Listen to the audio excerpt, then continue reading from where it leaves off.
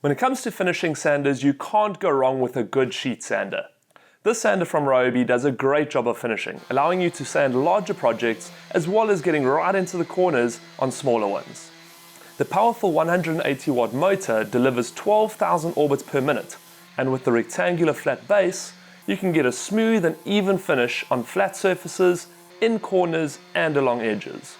The light weight of only 1.5 kgs allows you to sand in various positions, even one-handed. The sander is made from a durable rubberized plastic with a padded aluminium base. The lock-on switch allows you to easily lock the trigger, making sanding effortless. It takes 92 by 187mm sanding sheets that are easily clamped into the sander using the metal levers on the sides. The sander comes with a dust bag that works along with the dust extraction ports to keep your work area neat and dust-free. Overall, a very nice and affordable sander for finishing your DIY projects.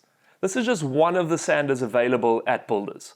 For more product reviews, visit the Builders website or check out the Builders Fan YouTube channel.